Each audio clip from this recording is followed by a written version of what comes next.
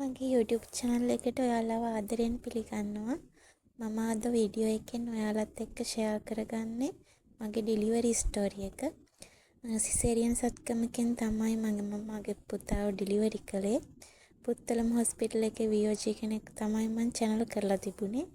ඉතින් ඩෙලිවරි එක කරේ පුත්තලම හොස්පිටල් එකේ. ඉතින් මේ මගේ පළවෙනි බබා. මම මුලින් ඉඳන් හිතාගෙන හිටියේ ඩෙලිවරි එක නෝමල් කරනවා කියලා. හැබැයි ඒක පස්සේ වෙනස් වුණා. සති 32 ස්කෑන් එකේදී ડોක්ටර් බලලා කිව්වා බබා මේ වෙද්දි හැරෙන්න ඕනේ. ඒත් තාම හැරිලා නැහැ. තට්ටමෙන් තමයි බබා ඉන්නේ කියලා. පළවෙනි බබා නිසා හරවන්නත් බෑ කියලා තමයි කිව්වේ. කෝකටත් අපි තව සතියක් බලලම සිසේරියන් සත්කමක් කරනවද කියන එක තීරණය කරමු කියලා ડોක්ටර් කිව්වා. ඉතින් සතියකට පස්සේ බලද්දිත් බබා හැරිලා තිබුණේ නැති හින්දා C-section එකට යන්න ડોක්ටර් තීරණය කළා. මට බබා ලැබෙන්න දින තිබුණේ ජනවාරි 14. සිසේරියන් එක හින්දා මට දෙසැම්බර් 25 ඇඩ්මිට් වෙන්න කියලා කිව්වා. ඇඩ්මිට් වුණාට පස්සෙත් කරපු ස්කෑන් එකේදී බබා හිටියේ තට්ටමෙන්මයි. ඉතින් ඒ හින්දා 26 වෙනිදාට මගේ සිසේරියන් එක කරන්න ડોක්ටර් අන්තිමටම තීරණය කළා. 26 වෙනිදා පාන්දර 1න් පස්සේ මට මොකුත් කන්න බොන්න එපා කිව්වා. පාන්දර 2ට මාව වස්ති කරා. උදේ 8ට ඔපරේෂන් එකට ගන්නවා කියලා කිව්වා.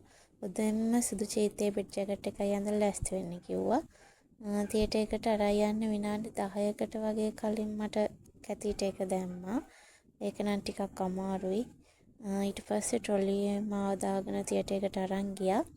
ඊට පස්සේ මගේ ප්‍රෙෂර් එහෙම චෙක් කරලා කොන්දට ඉන්ජෙක්ෂන් එක ගැහුවා. ડોක්ටර් ඉන්ජෙක්ෂන් එක දෙන්න කලින්ම කිව්වා ඒක ටිකක් රිදෙනවා කියලා. ඇත්තටම ටිකක් අමාරුයි. හැබැයි කැතීටර් එක දාන තරම් නම් අමාරුවක් නෑ කියලා හිතුණා. ඊට පස්සේ ඉතින් මගේ ඉනෙන් පහළ හිරි වැටුණා. ඒ හිරි වැටිලා විනාඩි 5ක්වත් යන කලින් මට මගේ පුතා අඬන සද්දය ඇහුණා. ඉතින් මට අනිත් හැමදේම අමතක වුණා. ඊට පස්සේ පුතාව අරන් ගිහලා නර්ස්ලා පිරිසිදු කරලා මල් ළඟට අරන් ආවා.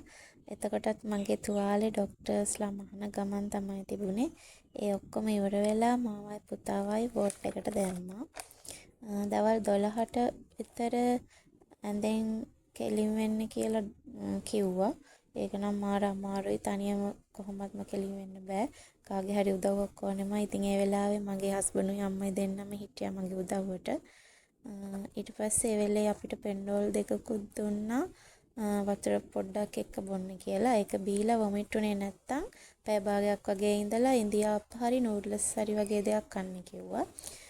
ඉතින් ඒක කෑවට පස්සේ ඇඳෙන් බැහැලා ඇවිදින්න කිව්වා. ඒක තමයි ඉතින් ඊළඟට අමාරුම වැඩේ වුණේ. කොහොම හරි ඒකත් කරා. ඉතින් ඊට පස්සේ ටික වෙලාවකට පස්සේ මගේ යූරින් එක හොඳයි කියලා කැතීටර් එක ගැලෙව්වා. ඒක නම් මාට සහනයක් වුණා. පස්සේ දවසේ කියන්නේ 27 වෙනිදා තුවාලේ තෙමන්නේ නැතුව ඇඟ සෝද ගන්න කියලා තමයි කිව්වේ.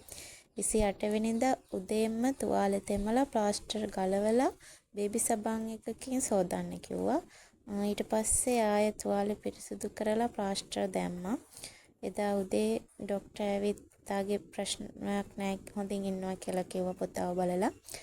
ඊට පස්සේ VOGs ඇවිල්ලා මගේ ප්‍රශ්නයක් නැහැ මාත් හොඳින් ඉන්නවා කියලා කිව්වා. ඉතින් 28 වෙනිදා දවල් වෙනකොට අපි දෙන්නව ඩිස්චාර්ජ් කරා. ඉතින් ඕක තමයි මගේ සිසේරියන් සත්කම ගැන අත්දැකීම. ඔයාලට තව මොනවා හරි දැනගන්න තියෙනවා නම් කමෙන්ට් එකක් දාන්න.